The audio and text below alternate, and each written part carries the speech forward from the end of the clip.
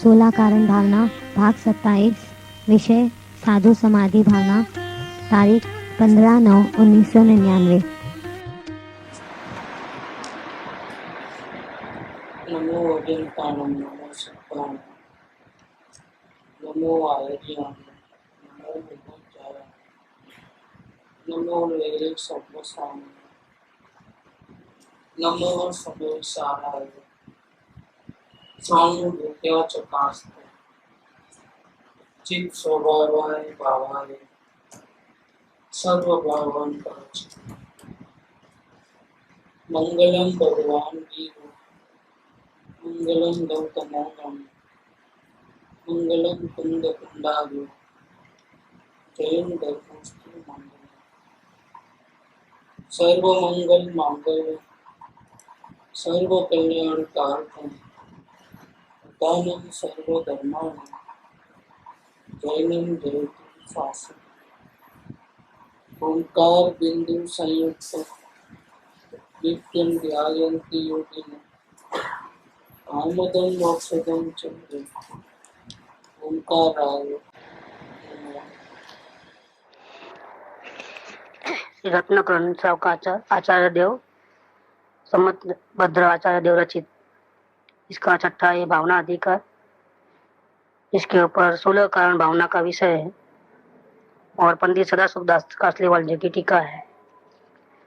आत्मदर्शन होने के बाद परमात्मा बनने की यात्रा शुरू होती है, तो उसमें परमात्मा बनने से जो हमारे को रोकते हैं उसमें सबसे बड़ा रोल है चारित्र के दोष का, क्रोध मान माया लोभ आदि कसायों का। सम्यक दर्शन होते ही आत्मदर्शन हुआ, मैं आत्मा हूँ ऐसी प्रतीति आई, श्रद्धा गुण में 100% प्योरिटी हो गई, शुद्धता हो श्रद्धा गुण के अंदर। लेकिन अब बाकी के अनंत गुण में खास तौर पे ज्ञान या चारित्र सुख वीर्य ऐसे जो प्रमुख गुण है वो अभी संपूर्ण शुद्ध नहीं हुए हैं, क्योंकि पता ही अभी चला है कि मैं आत्मा हूँ और आचरण में राग द्वेष के भाव भी है और अंदर में स्थिरता भी नहीं है। तो ये सब दोष मिटाने के लिए अब ज्ञानी पुरुष परमात्मा बनने की यात्रा शुरू करता है। अभिप्राय के राग द्वेष तो खत्म हो गए आत्मा के दर्शन होते ही। अब संसार में रंच मात्र भी इच्छा नहीं रही और एक परमाणु भी मेरा नहीं है, न मैं किसी का हूँ, न ग्रजकण भी मेरा है। मैं सिर्फ जानने देखने का ही काम कर सकता हूँ, कोई मुझे सुखी दुखी नहीं कर सकता है। और वो 7 प्रकार के भय ये सब खत्म हो जाते हैं, बिल्कुल निर्भय हो जाता है और मोक्ष भी निश्चित है, इसलिए मोक्ष की भी परवाह नहीं है। अब तक वो मुक्ति को चाहता था लेकिन अब मुक्ति को भी नहीं चाहता है। क्यों? कि स्वरूप के दर्शन होते ही उसको पता चल गया कि मुक्ति नाम की जैसी कोई चीज ही नहीं। कल्पना में बंधन था, तो कल्पना का बंधन छूट गया। कोई तलवार से मारता है या शरीर में बुखार आया, समझो तो मेरे को बुखार आया, वो कल्पना थी, इसलिए दुखी होता था। वास्तव में देखा जाए तो बुखार शरीर में था और खुद तो बिल्कुल बुखार रहित, संपूर्ण निरोगी, संपूर्ण पवित्र, संपूर्ण शुद्ध, ज्ञानादि अनंत गुणों से भरा हुआ चैतन्य आत्मा था।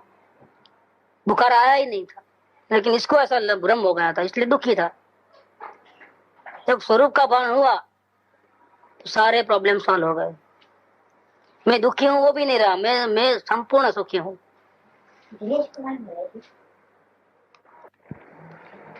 तो मैं संपूर्ण सुखी हूँ ये भावना रह गई आत्मदर्शन होते ही। विश्व का उत्तम उत्तम पदार्थ में हूँ, सर्वश्रेष्ठ पदार्थ में हूँ। दीनता खत्म हो गई। आज मार्दव धर्म का दिन है। उत्तम मार्दव मतलब मान कसाय नहीं होता है तो मार्दव धर्म की प्रगटता होती है।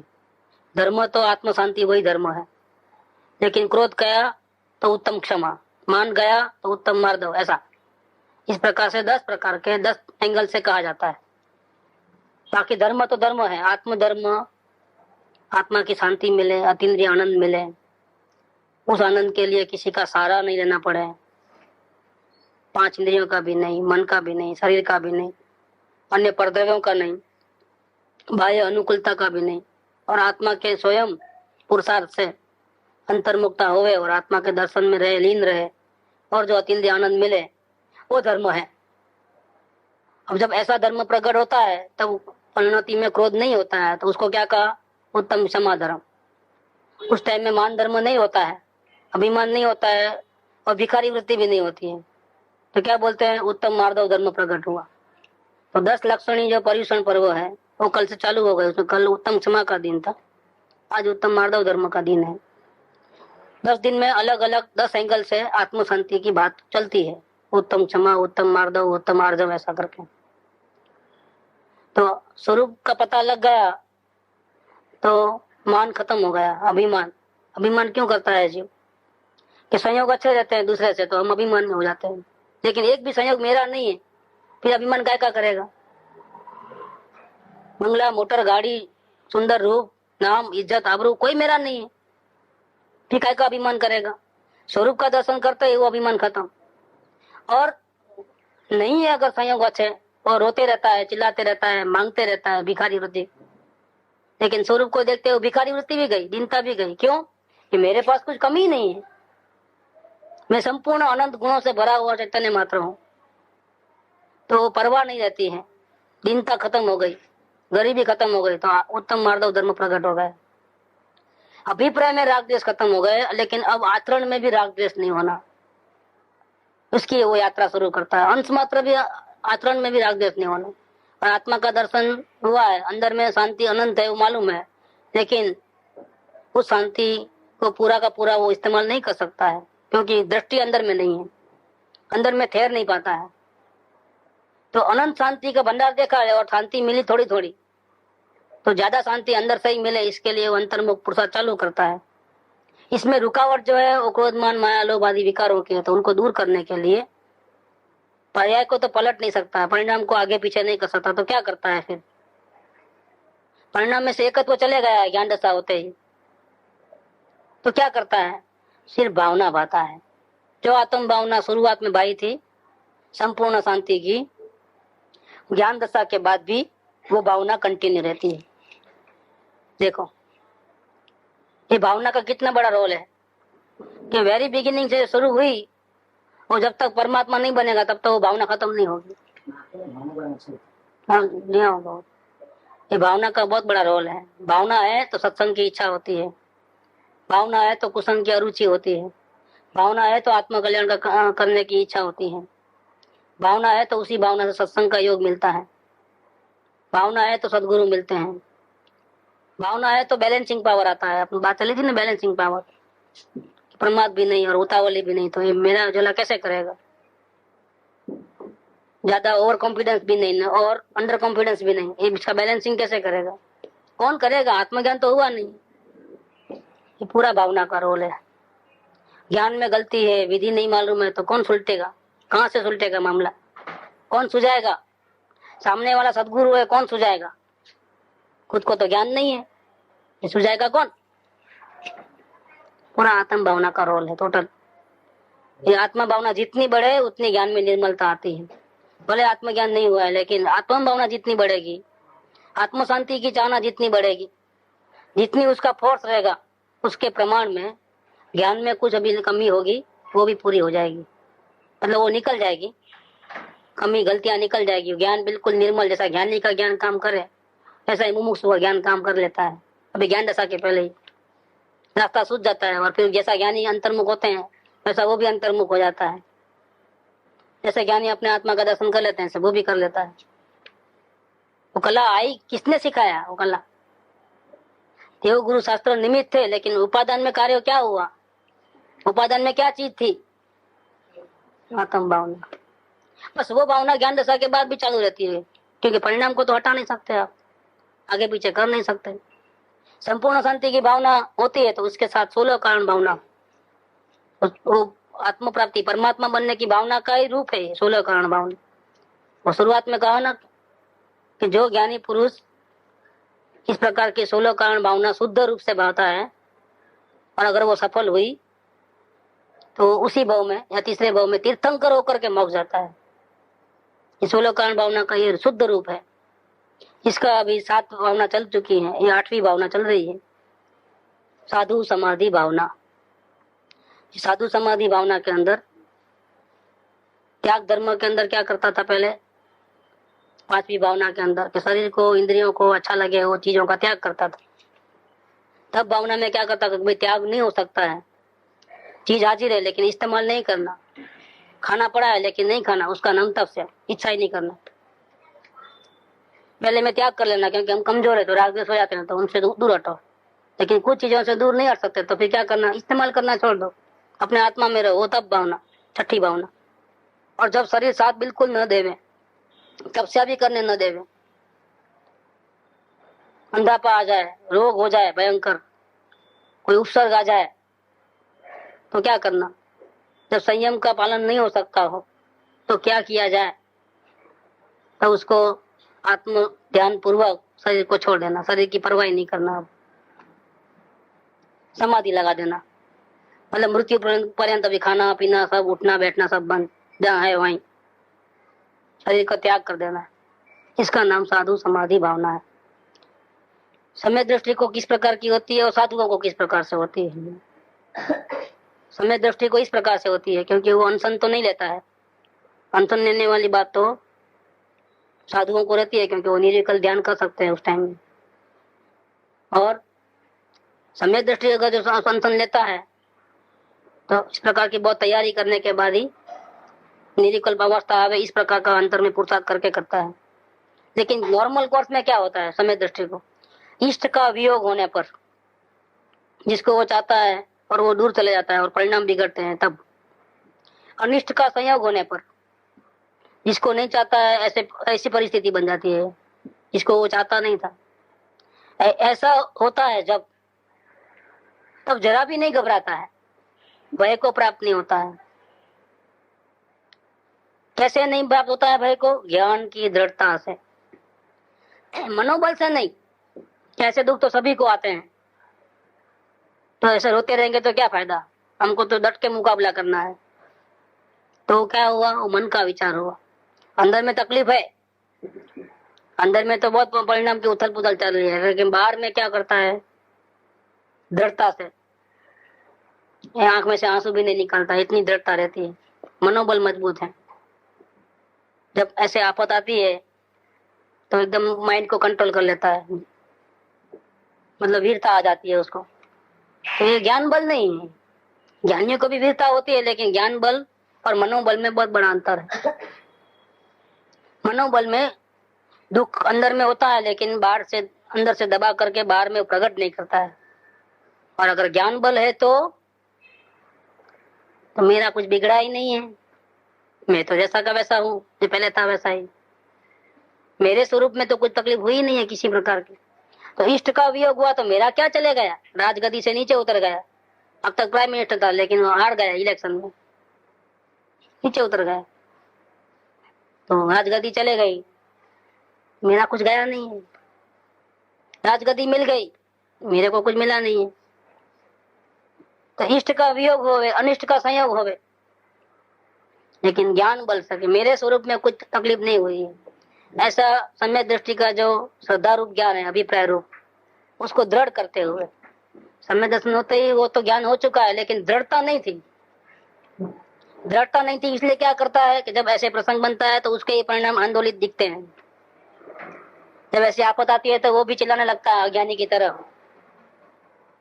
तो कमी कहाँ रह गई कि श्रद्धा चले गई, मैं आत्मा हूं ऐसा नहीं। श्रद्धा तो 100% है, वो तो आत्मा का अनुभव तो अंदर में है, फिर चिल्लाते क्यों हो कि वो सम्यक ज्ञान की दृढ़ता नहीं है। क्या कमी हो गई, ज्ञान की दृढ़ता नहीं। वो ज्ञान की दृढ़ता बढ़ाना, ज्ञान की दृढ़ता से परिणाम में उथल पाथल नहीं होना, किंचित भी भय नहीं दिखना, उसका नाम साधु समाधि भावना है। देखो साधु समाधि की भावना सफल हुई वहां पर, अगर और फिर भी अंदर में आत्मज्ञान है और फिर भी परिणाम में रोता हुआ दिखाई देवे, तकलीफ आते ही हैरान परेशान हो जाए, तो समझना कि वहां उसकी साधु समाधि भावना वाली जो बात है वो उसमें कमी है। उसका मतलब ये नहीं कि ज्ञान चले गया है, मैं आत्मा हूं वो भूल गया है, वापिस में देवचंद भाई हो गया है, ऐसा नहीं है कुछ, लेकिन ज्ञान की दृढ़ता नहीं हुई है। अब वो समय दृष्टि जीव भावना पाता है कि मेरी ज्ञान की दृढ़ता ऐसी हो कि ऐसे अगर भविष्य में प्रसंग आवे कि इष्ट का वियोग हो या अनिष्ट का संयोग हो तो भी मैं भय को प्राप्त नहीं हूं। ऐसी साधु समाधि भावना सम्यक दृष्टि जीव भाता है। और जब वक्रता आवे तब इस प्रकार से भय को प्राप्त नहीं होता है तो समझ लेना कि उसकी ज्ञान की दृढ़ता जबरदस्त है। तो उसकी जो भावना थी साधु समाधि वो सफल हुई। यहाँ पर ये समझना, जो जीव जन्म जरा मरण के भय से सहित है किंतु सम्यक दर्शनादि गुणों सहित है। सम्यक दर्शन अंदर में हो गया है लेकिन अभी भी परमात्मा नहीं बना है, तो जन्म जरा मृत्यु तो उसको भी आता है कि आत्मज्ञान हो गया तो अभी बुढ़ापा नहीं आएगा, मृत्यु नहीं होगा, होगा फिर नया जन्म धारण नहीं करेगा जब तक मोक्ष नहीं होगा तब तक कि हाँ वो भी होगा। तो जन्म जरा मरण का भय भी है, वो तो होने वाली है, घटना है, लेकिन साथ में सम्यक दर्शन आदि गुण भी है। तो वह जीव क्या करता है, वो इस मनुष्य पर्याय के अंत में आराधनाओं की शरण सहित सम्यक दर्शन, सम्यक ज्ञान, सम्यक चारित्र, सम्यक तप, इन 4 प्रकार की आराधना सहित और भय रहित, भय के प्रसंग आया है, मृत्यु का समय आया है, बुढ़ापा भी आया है, लेकिन आराधना अंदर की चालू है। आराधना चालू है तो आराधना के प्रताप से भय रहित होकर के, भय का प्रसंग है लेकिन अंदर में भय नहीं है अब, क्योंकि 4 आराधना चालू है। तो भय रहित होकर के देहादि सभी पर द्रव्यों में ममता रहित होकर के, ये देह का भी ममत्व छोड़ करके उसको दुख नहीं होता है, शरीर छूटता है या बुढ़ापा आता है या बाहर के संयोग भी छूटने का टाइम आता है, क्योंकि मृत्यु होता है तो सब छूटने वाला ही है ना। जहां जहां अपनापन किया है सब पदार्थ एक साथ छूटने वाले हैं। तो ममता रह करके मरेगा तो परेशानी है, दुर्गति है। और ज्यादातर लोग आत्मज्ञानी नहीं होते हैं तो वो तो ऐसा ही मरते हैं, ममता लेकर के मरना होता है। लेकिन इसको सम्यक दर्शन है तो ऐसी परेशानी जब आती है, ऐसा देह छूटने का प्रसंग आता है या बुढ़ापा होता है या रोग आते हैं, तो क्या करता है, 4 आराधना के बल सहित ज्ञान की दृढ़ता बढ़ा करके, भय रहित होकर के, देह आदि सभी पर पदार्थ उनसे ममता तोड़ करके, ममता रहित होकर के, व्रत संयम सहित होकर के समाधि मरण की इच्छा करता है कि मेरा समाधि मृत्यु हो। समाधि मृत्यु का मतलब क्या है, वो 3 प्रकार बताया। सबसे बेस्ट है निर्विकल्प अवस्था। अगर उस समय में निर्विकल्प अवस्था हो द बेस्ट है। अगर वो नहीं होगा तो आत्मचिंतन होगा। तो 2 नंबर में कि मैं शुद्ध हूँ, बुद्ध हूँ, शरीर से भिन्न हूँ, ऐसा मन का आलम्बन लेकर के इस प्रकार की दृढ़ता। उसमें पहले नंबर में निर्विकल्प अवस्था में मन का आलम्बन छूट गया है और शुद्ध हूँ, बुद्ध हूँ, परम पवित्र हूँ, अविनाशी हूँ, इसकी अनुभूति मात्र रहती है और अतीन्द्रिय आनंद का स्वाद रहता है, दुख तो नाम का भी नहीं है वहाँ। और सेकंड में कोई चीज को मन के द्वारा, मन का आधार लेकर के चिंतन करता है, आत्मचिंतन, आत्म संबोधन। और वो भी अगर नहीं हो पाया, देव गुरु शास्त्र की शरण स्वीकार हो, उसकी भक्ति, उसके बारे में चिंतन वो रहता है, वो 3rd नंबर है। इसके अलावा संसार की एक भी चीज का उनको थोड़ा भी ममत्व नहीं रहता है। तो सबसे तो ज्ञानी क्या चाहता है, नंबर 1 की चाहना होती है।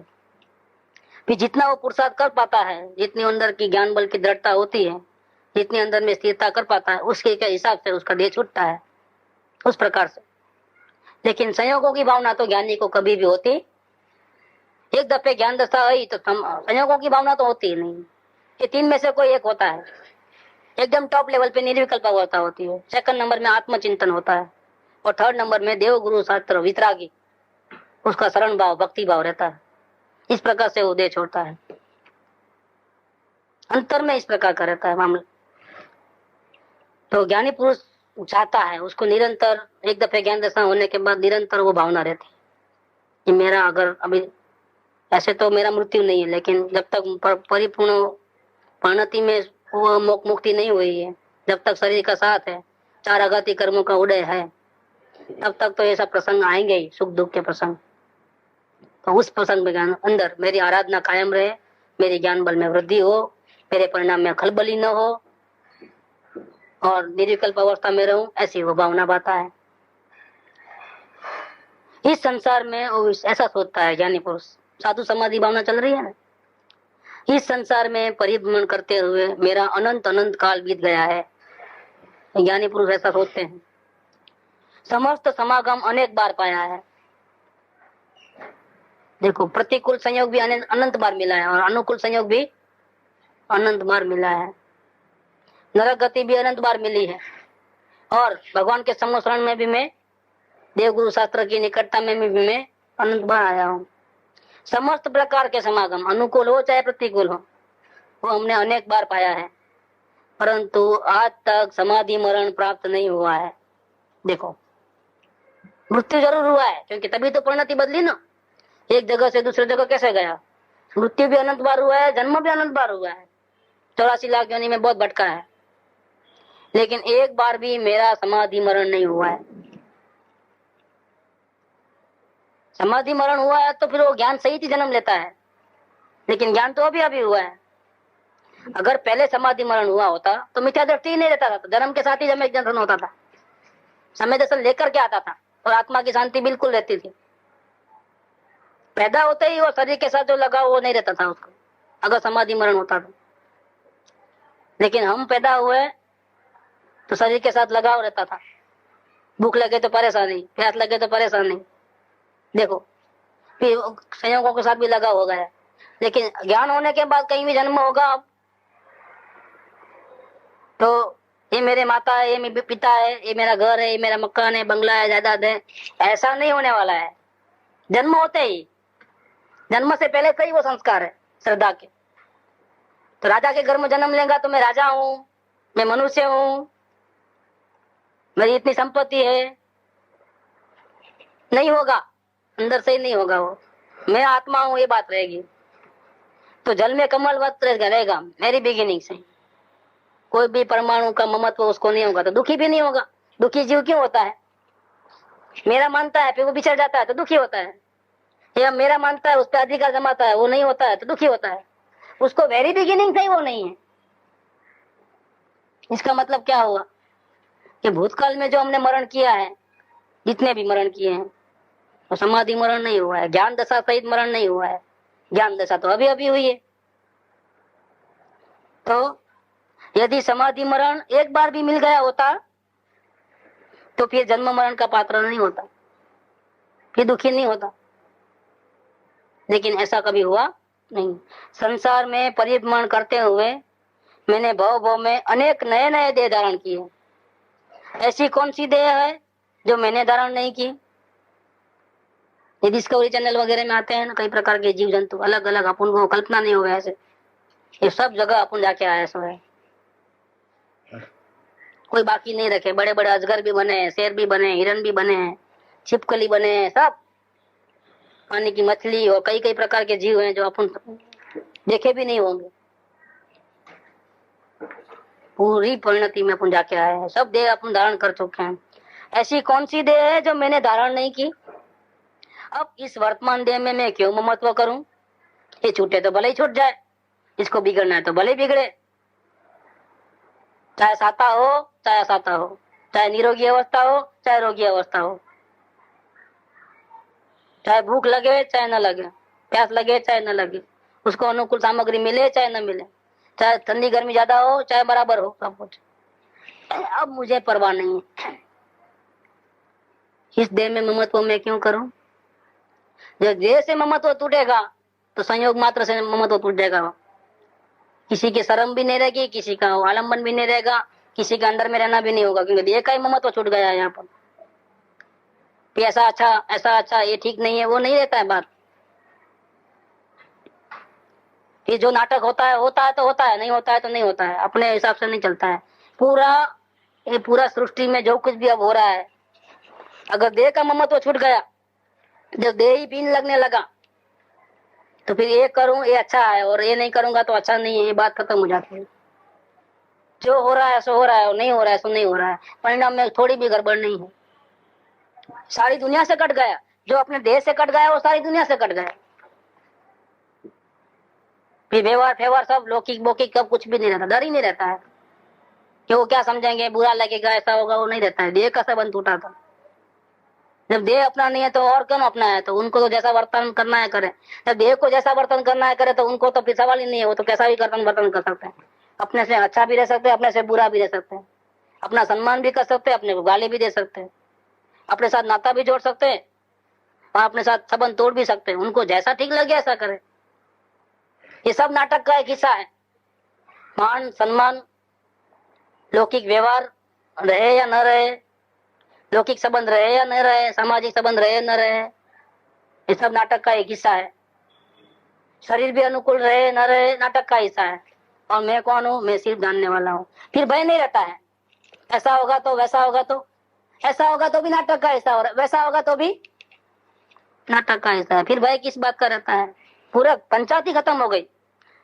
समाधि मरण करना, ये सबको अच्छा दिखाने के लिए जो भी किया वो लोक संज्ञा में चले गए। बात चली थी ना, लोक संज्ञा और असत्संग। अब किसी को राजी नहीं रखना, अब तो आत्म कल्याण ही करना है।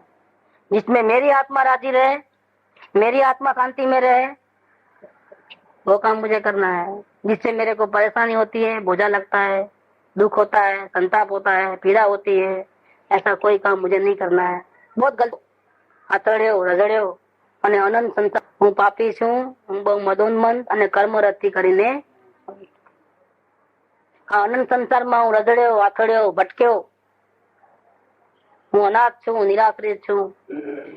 ऐसा करके अपने आप को सुधारना है, अपने को ही संभालना है। दुनिया में कोई संभालने लायक रहा ही नहीं। कौन अपना है जिसके हम सुबह साथ संभाल करें? हमारी आत्मा के सिवा शरण कौन है हमारे? किसी की शर्म नहीं, किसी की सार संभाल नहीं। इतनी ज्ञान की दृढ़ता होनी चाहिए। अभिप्राय में सब भिन्न है, लेकिन आचरण में अभी भी थोड़ा शर्म आती है ना दूसरों के सामने। इतना तो करना पड़ेगा ना, तो फिर वो व्यवहार में इतना तो करना पड़ता है। बिल्कुल वो लोग नाराज हो जाते हैं। लगाव है ना अभी, और ज्ञान की दृढ़ता की कमी है। और ज्ञान की दृढ़ता बढ़ा दो, कुछ नहीं होने वाला है। कोई कुछ कर भी नहीं सकता है। हमारे नसीब में होगा वही होगा। प्रतिकूल संयोग आएंगे, अगर हमारे नसीब में था, पहले से लिखा गया। और अनुकूल होगा तो उल्टा, कभी उल्टा भी होता है। हमारी दृढ़ता देखते हुए वो लोगों को आश्चर्य होता है। ऐसी दृढ़ता, ऐसी पावर तो लोगों में नहीं होती है। आप में कहां से आई? आप कहाँ जाते हो? किसका सत्संग करते हो? तो धर्म की प्रभावना बढ़ने का एक कारण होता है। आप में ज्ञान की दृढ़ता है तो वो देख करके लोग हैरान हो जाएंगे। वाह, जरूर किसका सत्संग करते हैं वही लगता है उनको। कौन सा धर्म पालते हो भैया आप? ऐसी दृढ़ता पहले तो नहीं थी आप में, अब तो आप बदल गए हो। क्या बात हुई? कहाँ जाते हो? ऐसे सामान्य रूप से वो गलत लगता है, लेकिन लोगों को सुहाता है। ऐसी दृढ़ता मेरे में होवे तो, मेरे को भी सारी पंचायत खत्म होवे तो, ऐसा वो भी चाहता है अंदर में। इनमें से कोई अगर भाग्यवान होगा तो वो आपके आचरण को देख करके वो सत्संग में जरूर आएगा, क्योंकि ऐसी दृढ़ता सभी में होती नहीं। लोग हमारा आचरण देखते हैं। लोग हमारे ज्ञान से कोई लेना देना नहीं है, हमारे श्रद्धा से कोई लेना देना नहीं है। लेकिन ज्ञान, श्रद्धा, सत्संग का सेवन करने पर भी हम बाहर में धीरे धीरे रहते हैं। क्या कायर के समान रहते हैं, टोले में रहना चाहते हैं।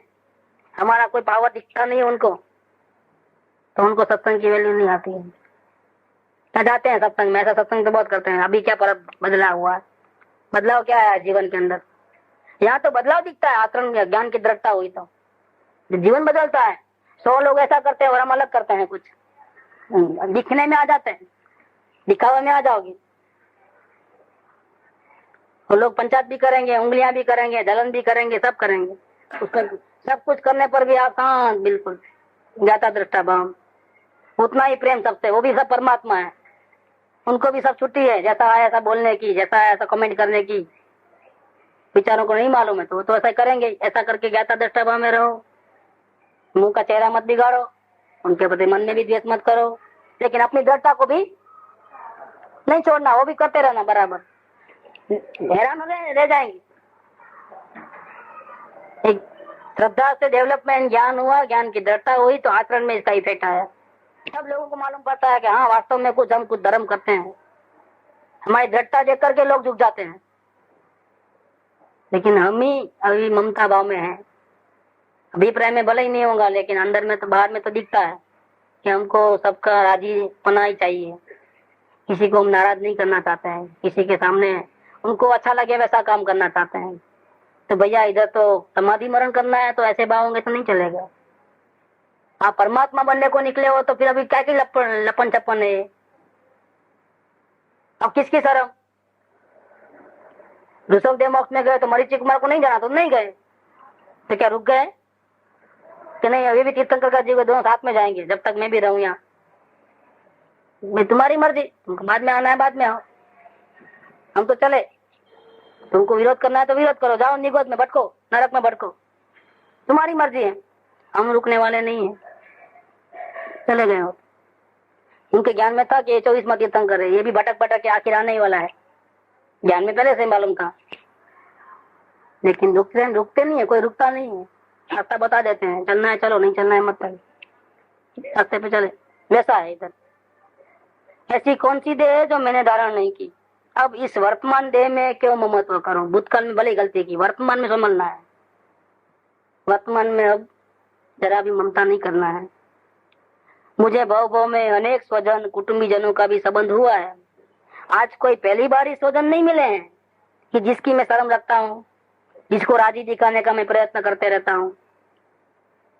इसका मतलब ये होगा कि मुझे आत्मा को भी राजी रखना है, मोक्ष में भी जाना है, और संसार में सभी लोगों को भी राजी रखना है। और ये दो घोड़े की सवारी चल नहीं पाओगे आप, तो कैसे चलोगे। अतः किस किस स्वजन में राग करूं मैं, किस किस की संभाल रखूं, किस किस से नाता जोड़ूं मैं। मुझे भव में अनेक बार राजरुद्धि प्राप्त हुई है, राजगद्दी भी कई बार प्राप्त हुई है। अब मैं इस तुच्छ वर्तमान संपदा में क्या ममता करूं। अभी तो एक परिवार के हेड है, भूतकाल में कई भाव में हम राजा भी थे, तो संपत्ति कितनी थी, उसके मुकाबले आज जो हमारे पास संपत्ति हो कितनी है। मैं किसी को 2 लाख होंगे, किसी को 10 लाख होंगे, किसी को 50 लाख होंगे, किसी को करोड़ की प्रॉपर्टी होगी, मान लो किसी को 5 करोड़ की प्रॉपर्टी होगी। लेकिन भूतकाल में इससे ज्यादा थी, राजगद्दी मिली थी, तो वो भी छोड़ना पड़ा है, तो फिर ये भी छोड़ना पड़ेगा। ममता क्यों इतनी। ये रचकण भी मेरा नहीं है, मेरा तो सिर्फ मेरा आत्मा है और कोई मेरा नहीं है। तो अब मैं इस तुच्छ वर्तमान संपदा में क्या ममता करूं। भव में मेरे अनेक पालन करने वाले माता पिता भी हो गए हैं कि मेरे को छोटे से बड़ा किया, पढ़ाया लिखाया, ठिकाने लगाया, मेरा हित को चाहा। ऐसे माता पिता बहुत मिले, एक दो नहीं, कितने, जितने बहु इतने माता पिता। अभी ये प्रथम बार ही नहीं हुए हैं। मतलब कि अगर धर्म में रुकावट डालते हैं तो माता पिता की शर्म भी रखनी नहीं है, उपकारी वो। लेकिन इस मार्ग, ये वितराग मार्ग इतना ऊंचा है, इतना मूल्यवान है कि उनकी ममता भी हमको आड़े आएगी। समाधि मरण नहीं होगा। मैं जाने के बाद माता पिता का क्या होगा ना, कौन संभालेगा। अरे देश का फौजी भी नहीं सोचता है वो। जो लड़ाई का ब्यूगल बजता है ना, तो माँ अंधी होती है, पिता वृद्ध होता है, तो भी छोड़ के जाता है ना फौज में, नहीं जाता है। ये निश्चित थोड़ा है कि वो वापिस जिंदा आएगा, जाता है तब। तो आप तो आत्मार्थी हो, परमात्मा बनने निकले हो, वो साधना जबरदस्त करने जा रहे हो, अनंत काल के जन्म मरण को छोड़ने को निकले हो। और फिर मेरे माता पिता का क्या होगा ना, ऐसा कैसा होगा ना, वो किसके सहारे जिएंगे, वो बात नहीं चलती है। इतनी ममता भी चलेगी नहीं। न बुद्धि से ममता, न माता पिता से ममता, न शरीर से ममता, न स्वजन कुटुंबजनों से ममता। समाधि मरण करना है तो किसी एक की ममता भी आपको रोक देगी। क्या थोड़ा भी ममत्व नहीं। मरण का प्रसंग आएगा, इसके पहले से आज से ये प्रैक्टिस चालू करना है कि मैं एक चैतन्य आत्मा हूँ, जगत के सभी पदार्थ है मेरे ज्ञान के ज्ञेय है, कोई भी पदार्थ मेरा नहीं, मेरा कभी होने वाला भी, कितना भी हो प्रयत्न करूं मेरा बनाने का, लेकिन वो मेरा होने वाला। आज वो मेरी बात मानता है, कल नहीं भी मानेगा, स्वतंत्र है वो। आज मेरे कंट्रोल में रहता है, खांसी हुई दवा लिया अच्छा हो गया, कल वही दवा लेंगे अच्छा नहीं भी होगा, अपने हाथ की बाजी नहीं है। सब साता असाता पुण्य पाप का खेल है सब। कोई पर पदार्थ मेरी इच्छा अनुकूल रहता है तो भी वो मेरा नहीं है। इच्छा से विरुद्ध चलता है तो भी वो मेरा नहीं है। जग में जिसको निज कहता मैं, वह छोड़ मुझे चल देता है। मैं आकुल व्याकुल हो लेता, व्याकुल का फल व्याकुलता है। चिर रक्षक धर्म हमारा है धर्म हमारा चिर साथी। जग में न हमारा कोई था, हम भी न रहे जग के। बिल्कुल अलग अलग मामला है। कोई राजी रहो तो भी मेरा नहीं है, कोई नाराज हो तो भी मेरा नहीं। इसीलिए अब किसी के लिए हमको रोकना नहीं है, किसी में ममता नहीं करनी है। समाधि मरण करना है तो ममता तो नहीं रहनी चाहिए, न शरीर में भी नहीं, स्वजन कुटुंबजन में भी नहीं, वर्तमान राज गद्दी वगैरह संपत्ति धन दौलत इज्जत नाम आबरू इसमें भी नहीं, और हमारे उपकारी माता पिता में भी नहीं कि हम जाने के बाद क्या होगा, जो होगा सो होगा। विकल्प आया तो कृपादेव ने उनको हवाले कर दिया मनसुख के, भाई मनसुख बानु ख्याल रख दे, अरे हूँ समाधि में लीन था। हो गई बात। ये तो विकल्प आया तो बोल दिए, तो इतना भी नहीं बोलते। मर्द है उनका, जो होने वाला हो तो होगा, लेकिन जिम्मेदारी नहीं रखी। देखो समाधि मरण करना तो जिम्मेदारी नहीं रखी। मुनि बनने की रजा ली और नहीं माने तो मान लिए, ठीक है 2 साल बाद सही, चलो ठीक है नहीं बनूंगा, बस आपको तकलीफ होती है नहीं बनूंगा, ओके। मुनि रूप की साधना तो व्रत दशा में करी उन्होंने, फिर पोत की नहीं निकाली, बाकी तो सब देखते हो आप कैसी साधना है, ठीक है। लेकिन जब देह छूटने का टाइम आया तब क्या बोले कि भाई मनसुख बानु ख्याल रख दे। मतलब पहले जो थोड़ी बहुत थी लगाओ, इतना भी वो भी हवाले कर दिया, चले अपने स्वरूप में लीन होने के लिए, स्वरूप में समा गए। और ऐसा निर्विकल्प समाधि मरण हुआ है कृपा गुरुदेव का। जितने एक भावतारी होते हैं उनका निर्विकल्प समाधि मरण ही होता है, जैसे सोगाणी जी है, श्रीमद राजचंद्र जी है, कृपा गुरुदेव निर्विकल्प समाधि मरण। अभी बहुत से भाव बाकी है तो फिर वो 2nd नंबर 3rd नंबर में ऐसा होता है। बाकी जो नंबर टॉप लेवल रहे, एक भावतारी है तो साला तो निर्विकल्प ध्यान में ही जाते हैं। और जन्म के वक्त भी निर्विकल्पता रहती है और यहाँ भी निर्विकल्पता रहती है। शुरू से ही भिन्नता है, बिल्कुल एक भी रसकण में ममता नहीं रहती है। स्वर्ग की संपत्ति मिलती है लेकिन ममता बिल्कुल नहीं है किधर। मुझे भव भव में अनेक बार नारीपना भी प्राप्त हुआ है, हर वक्त में पुरुष ही हूँ ऐसा नहीं है, स्त्री भी बना हूं। काम की तीव्र लंपटता सहित मुझे भव भव में अनेक बार नपुंसकपना भी प्राप्त हुआ है। बहुत काम मसना होती है तो इसके फल में फिर दोबारा नपुंसक भाव पैदा होता है, स्त्रीपना भी नहीं मिलता है और पुरुषपना भी नहीं मिलता, नपुंसक बनते हो। तथा मुझे भव भव में अनेक बार पुरुष बना भी प्राप्त हुआ है, तो भी वेद के अभिमान से नष्ट होता मैं फिरता रहा। भव भव में अनेक जाति के दुखों को प्राप्त हुआ हूँ। संसार में ऐसा कोई दुख नहीं है जो मैंने अनेक बार नहीं पाया हो, ऐसा कोई इंद्रिय जनित सुख भी नहीं है जो मैंने अनेक बार नहीं पाया हो। अनेक बार नरक में नारकी होकर असंख्यात काल तक प्रमाण रहित अनेक प्रकार के दुख भोगे हैं। अनेक बार तिर्यंचों के भव प्राप्त करके अनंत बार जन्म मरण करते हुए, अनेक प्रकार के दुख भोगते हुए वारंवार परिभ्रमण किया है। भव वन में जी भर घूम चुका, कण कण को जी भर देखा, मृग सम मृग तृष्णा के पीछे, मुझको न मिली सुख की रेखा। झूठे जग के सपने सारे, झूठी मन की सब आशा है, तन जीवन यौवन अस्थिर है, क्षण भंग और पल में उड़ जाए। शांति नहीं मिली, चरणों में आया हूँ प्रभुवर, शीतलता मुझको मिल जाए, मुरझाई ज्ञान लता मेरी, निज अंतर बल से मिल जाए। सोचा करता था भोगों से, बुझ जाएगी इच्छा ज्वाला, परिणाम निकलता है लेकिन मानो पावक में घी डाल। हमने ऐसा उल्टा प्रयत्न किया बहुत सुख के लिए, बाहर भटके, देखा सुना चखा, सुख का नाम निशान नहीं, छांटा भर भी नहीं मिला। ये बात निकली ना, आज तक समाधि मरण नहीं हुआ है। अगर एक बार भी समाधि मरण होता तो आज जो हालत है वो नहीं होती। आज दबना पड़ता है संयोगों से, पराधीन देना पड़ता है। क्यों? समाधि मरण नहीं हुआ था। भूतकाल में हमारे ऐसे उल्टे काम किए हैं कि समाधि मरण नहीं हुआ, तो आज दबना पड़ रहा है संयोगों से, समाज से, परिवारजनों से, शरीर से। एक बार समाधि मरण होगा, कोई दबना नहीं पड़ेगा आप, क्योंकि भिन्नता कायम है। ममता ही नहीं रहती है किसी में, सब अलग अलग दिखते हैं, भिन्न भिन्न लगते हैं, तो दुख भी नहीं होता है। तो प्रतिकूल वर्ते हैं तो दुख नहीं होता है, और अनुकूल वर्ते तो राजी नहीं होते हैं, क्योंकि भिन्नता है। समाधि मरण के बाद ये होता है। आत्मज्ञान होने के बाद इस प्रकार का वर्तन हो जाता है कि दुनिया राजी रहे तो रहे, न रहे तो न रहे। और गीत आता है ना, मुझे काम है ईश्वर से, दुनिया रूठे तो भले रूठे, मुझे किसी का संबंध नहीं है।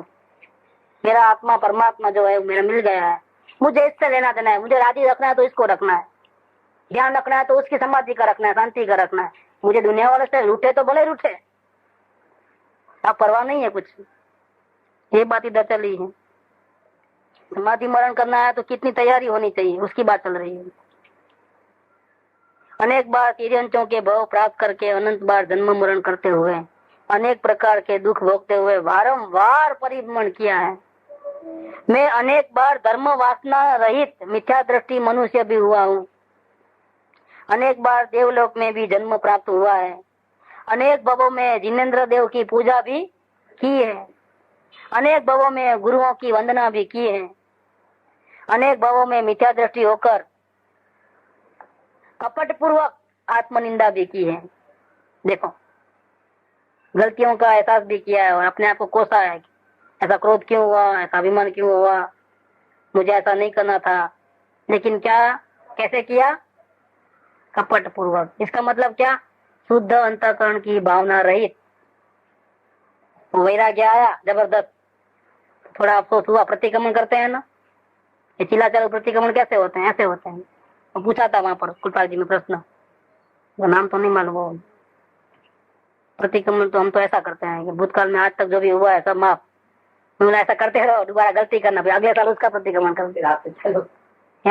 भूतकाल का अब करना, और वो भी वर्तमान में जो करोगे साल भर में, वो नेक्स्ट ईयर करना प्रतिक्रमण। हमेशा भूतकाल का ही करना, वर्तमान का कभी करना नहीं, तो खत्म होने वाला ही नहीं। क्योंकि पहले का अभी किया और अब जो होगा उसका अगले साल करना। प्रतिक्रमण की रीत नहीं है। भूतकाल में जिस प्रकार से अपने स्वरूप को भूल करके राग द्वेष क्रोध मान माया लोभ किए, जो हो गया तो हो गया। अब वर्तमान में आत्मदर्शन पूर्वक ऐसे आत्मा की आराधना हो गए कि क्रोध आदि मान माया वगैरह वर्तमान में ही उत्पन्न नहीं होगा, उसका नाम प्रतिक्रमण है। भूतकाल का अभी माफी और वर्तमान का चालू, उसका भविष्य में माफी मांगी, ये प्रतिक्रमण है, लेकिन प्रतिक्रमण नहीं है।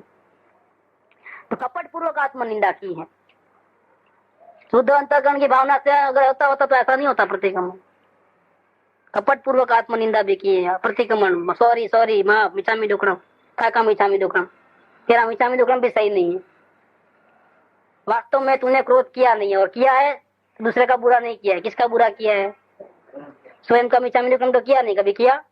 टिकाय का मिच्छामि दुक्कडम, कुछ बोला चलने में माफ करना, लेकिन तुम बोला चला ही नहीं है, और फिर भी तुमको ऐसा लगता है, तो नुकसान किसका किया है?